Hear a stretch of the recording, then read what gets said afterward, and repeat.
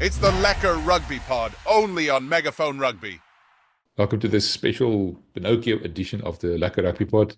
A little Sunday surprise for you guys. I thought it was a good idea to bring Harry back to talk to us about the article he wrote for The Raw, an Australian publication about the statements made by Nick Phipps on the Stan Sports program on Australian TV about Southern Hemisphere teams being competitive in the Northern Hemisphere and vice versa. Before we get to that, though, please remember to subscribe to this channel. We need your support. This channel is growing nicely thanks to your support, but we need a lot more subscribers. So make sure you subscribe and make sure you are actually subscribed. People often think they are, and they're not. In the next Lekker Report on Monday, episode 60, Andre Pretorius, former Springbok fly-off, and Harry Jones will be doing a proper technical analysis of what happened at Aviva Stadium on Saturday in the game between Ireland and France. What went wrong for Ireland? What went right for France? And how much of an influence did that injury to Antoine Dupont have on the French team? On that subject, Harry, why are we calling this the Pinocchio edition? I love you asking me a question of why you're doing something. Pinocchio is the Italian puppet from the old story where his nose grows every time he lies. And even though he knows that, he cannot resist because he's a liar. And over time, it's more than just lies, I suppose. It's fantastical tales. It's like we all have a friend like this, maybe you have a brother-in-law like this, that they start going down a road of storytelling, and you're like, okay, that's cool. I can live with that. And then they go too far.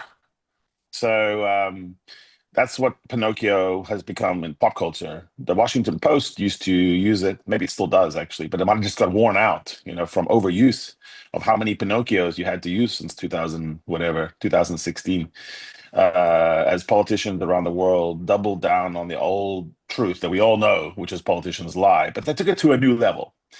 And so Washington Post would evaluate a claim. So they assigned that a series of Pinocchios. Washington Post would say that's a 4 Pinocchios or 3 Pinocchios. I think 4 was the max.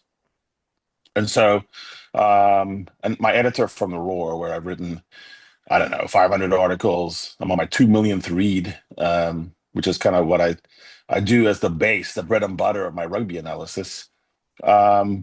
Reached out to me and said, did you see Nick Phipps on Stan Sports? Stan Sports covers Australian rugby. And Nick Phipps, as you know, they call him Fang. He's the guy who threw a shoe off of a field once. He's got kind of an annoying face, like all halfbacks. Number nines just have to have the face, even ours. And he was in a segment that was talking about the comparative skill levels or power levels of leagues. So that interests me, and my editor, Tony Balls Harper, knows that. And he also kind of gigged me a little bit and said, can you believe what he's saying? What is this? And I was like, that's absurd. It's absurd what Nick Phipps said. So what did Nick Phipps say? And where did it come from? And why did Tony Balls Harper tell me to write an article refuting it? So I'll go backwards. The editor wanted, obviously, reads and attention. And he knows that when I go hard. So I'll write something that'll be funny and interesting, and it'll be difficult to dismiss because I'm satirical. I see you coming, and I'll make arguments before you even make the other arguments.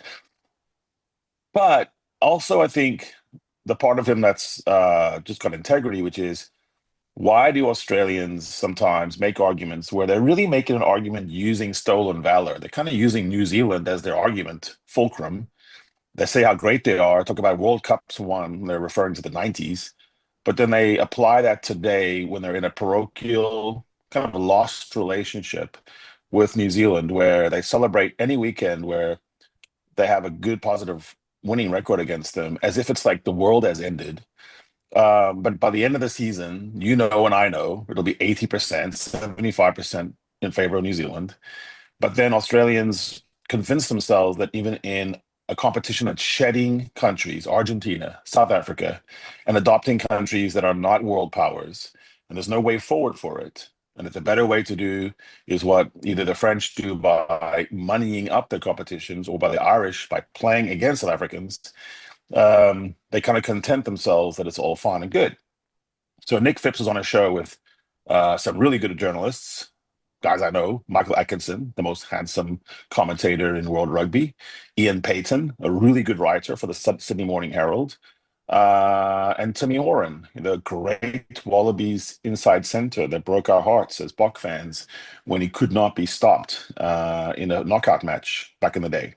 one of the best players in his time. Peyton, who's called Pato, was making a point, and he said the competitions are diverging in character. Super Rugby is getting quicker and quicker in the pace of play, in the style of play, and there's many factors for that.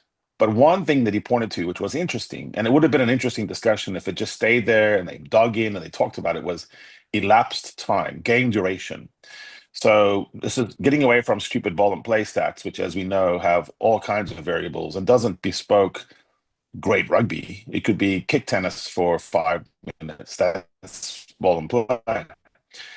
Pato was saying, from the time that the whistle begins to the time the whistle ends of a match, subtracting off time, which is a fixed quotient, but just start, stop, first whistle, hooter. What's that time? And Super Rugby is a phenomenal 91 minutes.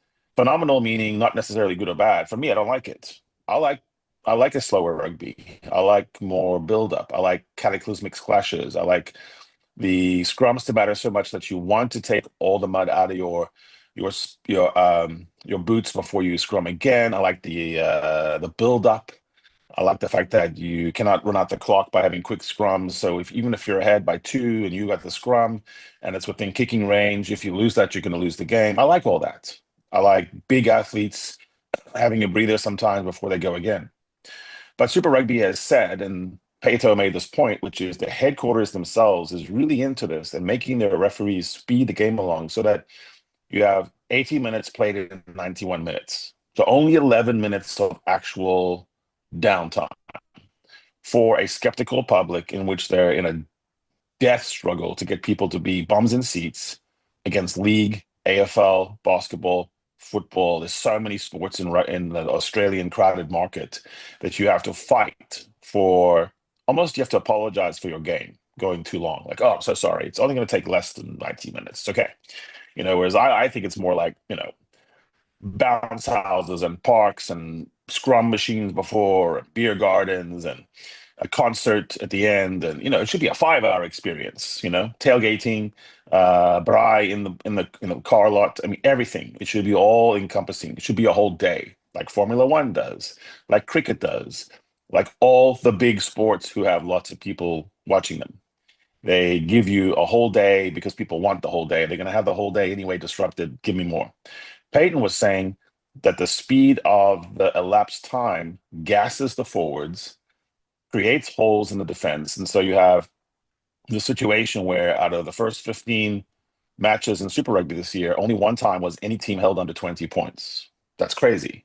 Out of 30 teams playing, 15 matches, only one time was a team held under 20 points, only 4 times under 25. So they were a bit embarrassed about it. They were trying to figure out a way to talk about it. So Pato and people around them were just saying, look, you can argue about whether it's good or bad and whether the bums and seats policy is going to be furthered by more points or should it be by more rivalries. Why are all Australians so happy for other Australian teams to win? I'm not that way with the Bulls. You have to have bitter rivalries, Munster, Leinster, Toulouse, Toulon. That's what builds fan bases, is the hatred almost, the looking forward to it. I'm going to beat you. Well, you got me this year. So Pato makes this point and he's talking about it. And on the surface, it seemed like something interesting because he said in the ERC and in top 14, 5 minutes longer. So that means you have 5 minutes to gather your breath. 5 minutes, 2.5 minutes per half time, that your tank to toy, your Fouché, your big boys can regroup. Volkolo can catch a breath. And it keeps him in the game because he has those extra 5 minutes. So, decent point, interesting point. I would have liked more follow-up from there and say, well, Pato, have you actually got the figures for the ERC in the top 14, or are you just speaking anecdotally? And have the scoring of tries in the Super Rugby Pacific actually occurred during the final 2 minutes of each halftime when you're supposedly gassed? Because if the scoring is happening in the first 40 seconds, the first 2 minutes, then the theory has some problems because maybe it's just defensive patterns, lack of depth, and not caring about people scoring against you because you're fixated on scoring more like NBA basketball. Like, you'll score 35. I'll score 38. And so they're going along like that, and suddenly it goes to Nick Phipps, and Nick Phipps says, yeah, it's true. In the Northern Hemisphere, they fake injuries. The referee, I even saw Ben O'Keefe have to hurry some guy along, and he mentioned the number 9, which is funny. Number 9 throwing shade on number 9 and saying, I don't think you're injured, get up and play. And that Ben O'Keefe got court grief for that. So we're going from data to anecdata. And Nick saw Phipps that. goes in with that, which is, I saw a thing 3 or 4 weeks ago, I saw this thing. Then he jumps the shark. He goes all the way, and this is where Pinocchio comes into it. He says, the top 5 teams in the Northern Hemisphere would really struggle to survive in Super Rugby Pacific. They wouldn't survive. He says it in a different way. It's a double negative, but that's what he's coming out with. And it's fair. Like, if you go back and watch it, you'll know that I'm saying what is true. Then he doubles down and he says, and our top 5, and you're not sure again, are you talking Australian or are you talking New Zealand? Our top 5 would do really well in the Northern leagues. So then my editor is like, Harry, obviously that's ridiculous. Can you write an article about it? So I put together this piece. It's engendered quite a bit of ad hominem and ad hoc attacks, which is not a good way to argue with me, because I just sort of say, then you argue with yourself. But there were actually solid arguments, which is what I like about writing something and having instant feedback. And the arguments they're sort of like taking little exceptions and looking at those. Why is it that so many of our failed players can leave Australian shores and then go somewhere else and be a big success? Jack Dempsey was nothing. Now he's a really good gain line monster for Scotland. Emmanuel Miafu that you saw in the French demolition of Ireland. Yeah, but when he was here in Australia, he was just a fat kid from Melbourne who wouldn't train. So how can you blame us? But also, maybe there's other Miafus here, and we just read them. It's easy. And if they go, they go. Mac Hansen, he was just kind of a marginal wing in Canberra. Didn't even get a contract offer, decided to go somewhere else for a better offer, whatever the story was. And then now he's, killing it for Ireland. That type of argument. Second, it's like, well, look, they don't have any World Cups in the Northern Hemisphere. So, obviously we're better. It's all that Southern Hemisphere. Again, sort of co-opting South Africa and New Zealand and even Argentina for purposes of argument to say they get in the semifinals. Conflating club rugby with test rugby. Eliding the idea that in test rugby, you're kind of stuck with the people you could either repatriate or the people who were born and raised and from there. But you cannot create another animal or, as try as Scotland does, it's still a process of 5 years before you can grab someone. In club rugby, you can go get a guy. If you have enough money, if you have 50 million euros, you can do that. So I wrote this article where I just pointed out some home truths, some obvious truths, but I put them into an order. Number 1, if you're talking about the top 5 teams in Northern Hemisphere are, let's talk about who they are. Let's give them names. And then I just imagine that they moved to cities in Australia and became those places, So I stuck Leinster and Sydney. They would fit very well the vibe. So now Leinster is a Sydney side town. They're going out, having their coffee. They're having fun. They live there in Sydney. Leinster is Ireland, okay? It's just Ireland with Archie Snyman and Geordie Barrett, with Jacques Nienaber as your defensive coach. All the markers that Australian writer Ben Darwin talks about cohesion, they got cohesion out the pores. So they have cohesion. They're all test internationals. And instead of bringing, Joe Schmo off the bench, they're being Snyman off the bench.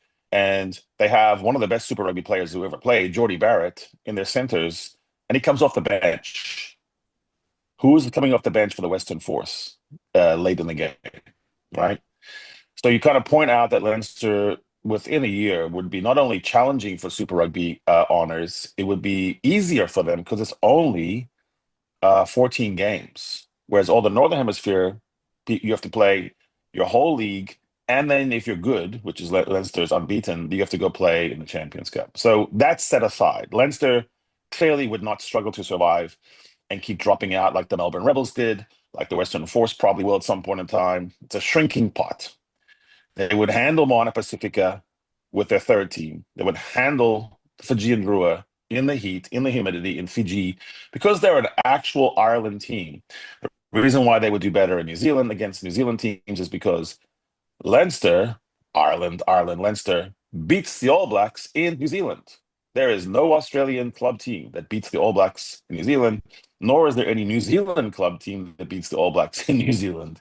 And so you already have that as a Pinocchio. There's your one. There's your first wooden nose. Then I jump over to Toulouse.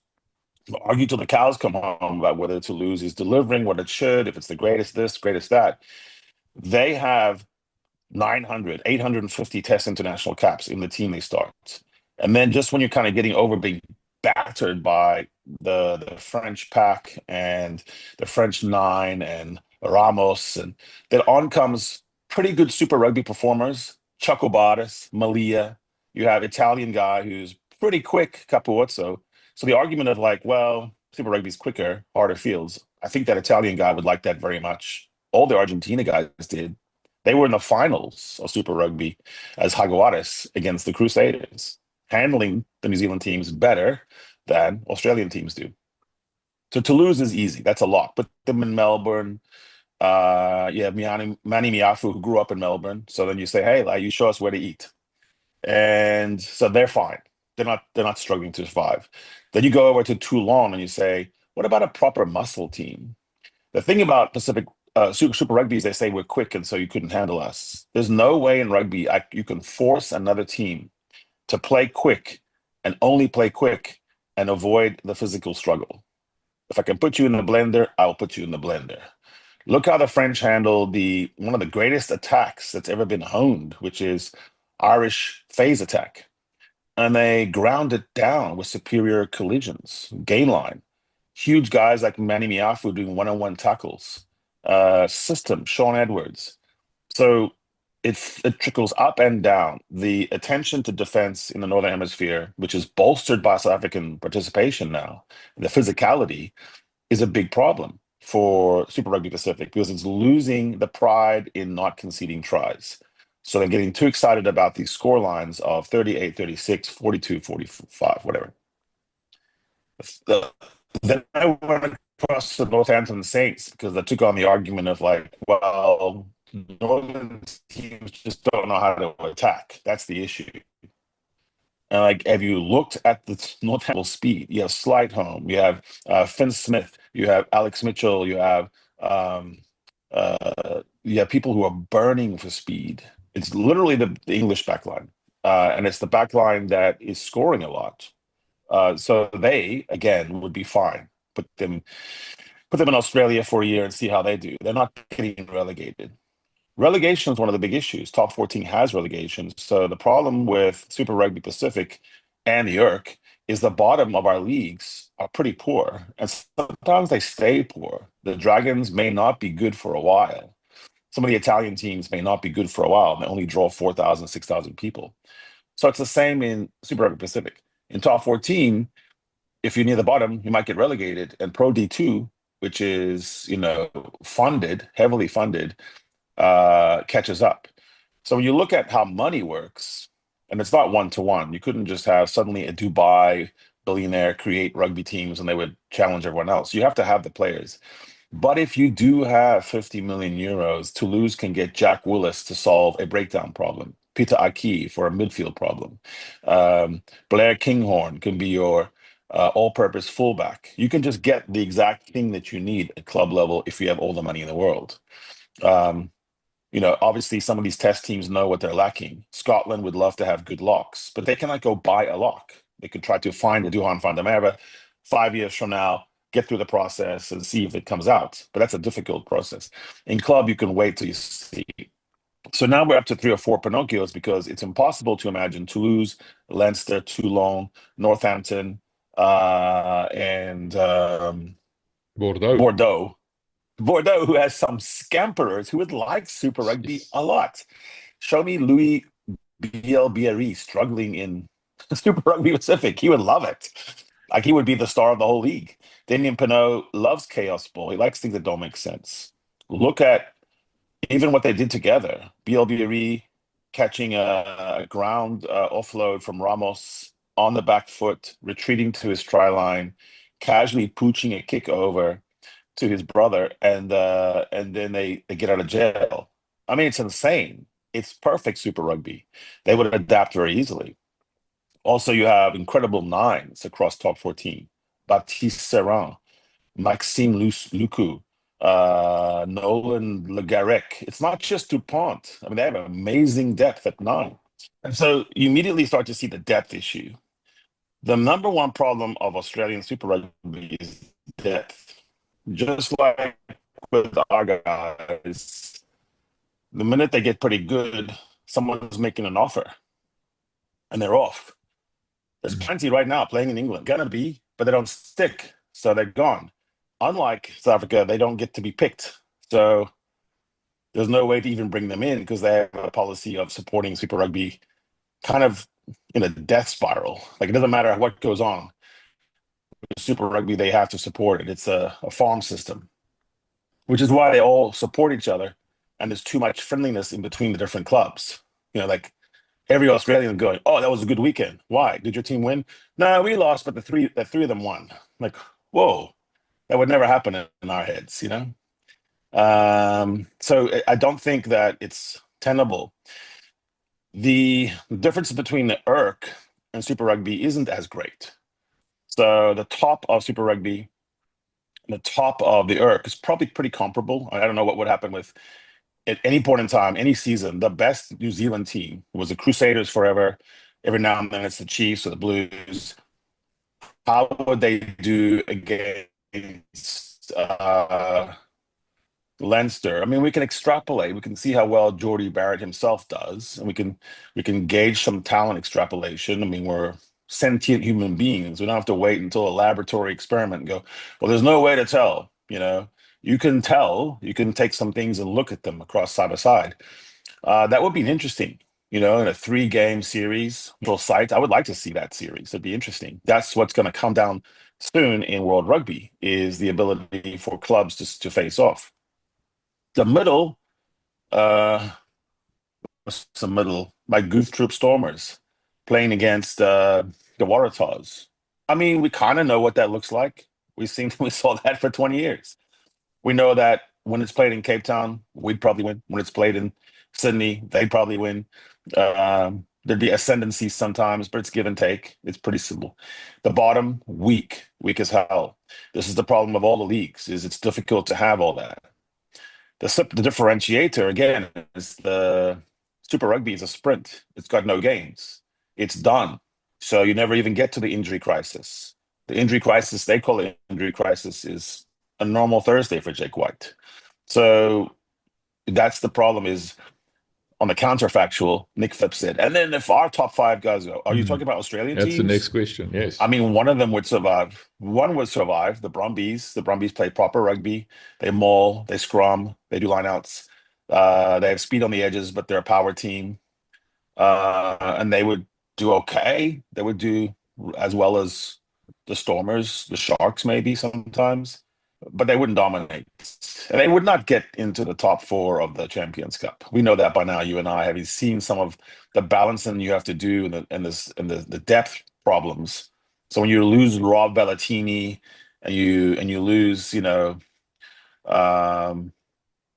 whoever your best scrum off is, Ryan Lonergan or something, you're pretty much cooked as the Brumbies, because that's how the system works. Whereas Toulon or Bordeaux can go, "Oh, that guy's hurt, so let me throw in another world beater from Tonga or Fiji."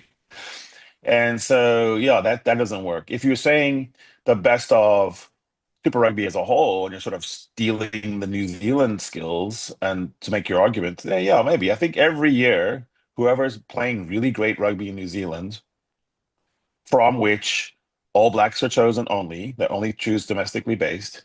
And if that team has a lot of All Blacks and they're really good and they're dominating the New Zealand conference, and obviously by definition, the Australians, of course they'd be a tough team to play as a club. I mean, we've seen what that looks like, even with all the travel, the differences that South Africa had. Sure. They're good. They're really good. They were one scrum away in the World Cup final, and next time around they'll be the same. They'll be right there in the grand final, semi-final, hard to beat, and they are pulling from their teams in New Zealand.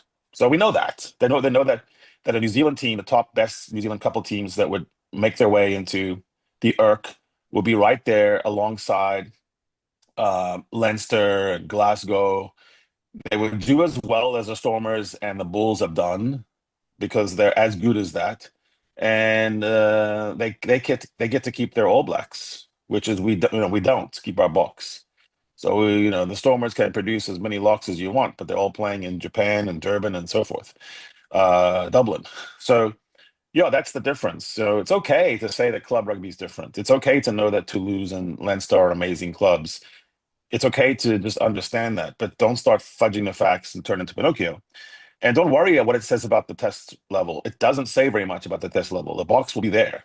The box will be there no matter how badly the Bulls, Sharks, Stormers, and Lions end up finishing in the IRC, because that's not our model. For Australia, it is their model, so they have to say that. But they're ninth or eighth in the world. They celebrate one win over England like it's the end of time. I thought Phipps was tone deaf about it. He's since come back and clarified. And fair enough. People do say things, that they kind of want to clean up later. That's fine. But no, the article will take you through the process and also get into this idea that it's this entertaining, rushed, guys, go, scrum, line out, that is going to put bums in seats. There's no evidence for that. The leagues that are said to be the most attritional, set piece orientated, top 14, South African derbies, the stadiums are packed, and it doesn't take just 91 minutes to get through a game. There is anticipation, there's jeopardy. Ireland versus France in the first half was not very high scoring, but it was gripping. It was unbelievable theater. Everyone who was there will say for years and years and years, I was there. Oh, that one we lost, it was terrible, but I was there. I saw this. By the time people tell the stories, there'll be 800,000 people would have been there in that stadium, with most of them lying. Pinocchios as well. The French apparently partied all night, and they just flooded the streets of Dublin. They were singing all night. When does that happen at Super Rugby? When is that happening in any place where rugby is sort of embarrassing and you think that it should be quicker and people don't understand the scrums, when you win a scrum penalty, the whole stadium should come out of their seats and go absolutely nuts. And that's what happens in French league. When you win a scrum penalty, your entire stadium goes crazy. Same as South Africans is we love to see set piece ball. So I do think that they're going up the wrong avenue there. I think it's a race to nowhere. It's you're trying to un-rugby to make rugby more popular. You're embarrassed about your own roots, your own DNA. It doesn't lead to anything. The UFC embraces gladiatorial contact, and the ball and play in the UFC is minimal. All the lead up to, if you get a fight and you're watching Drickus, you're going to get through about 6 hours of nothing to get about 2 minutes of action. And they sell it. They sell those things in buckets. Cricket is one of the biggest money makers in the world. A sport that's almost like a glacier. It's so slow. Baseball kills it on the overalls. So I don't think you can draw this conclusion that it's all about ADHD, quick, no downtime. Everyone must be scoring. Defense is nothing. I think defensive leagues are really exciting, and I think Pieter-Steph du Toit being World Player of the Year because he's such a great tackler. He's also good on the attack, but he's really primarily a defensive player. That's what you want. You want more defensive stats. So why do we have 9 out of 10 stats in rugby is always attack? Show me the strips, the slowed balls, the negative plays. Like in the NFL, they have sacks. You tackle someone behind the game line. That should be a thing. You should have the leader of the league, 13 tackles behind the game line, and become the defensive star. There's a way to milk that. So yeah, I thought Phipps was way out of line. However, he's a good fellow. He's a nice guy. And people said I was almost too brutal in my takedown. But it was literally what I was supposed to do, which is to forensically take that apart and show that you don't have to watch a Cape Buffalo fight a grizzly bear to make extrapolations based on bite force, size, speed. It's not Science is not only waiting until you can get exact to exact, it's Mm. also being able to use inferences and suppositions.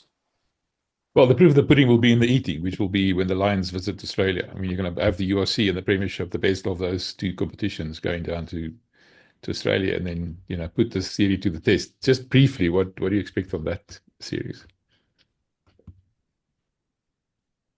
Yeah, but there are some variables there, right? So on a club to club, for sure, Phipps is wrong and I'm right.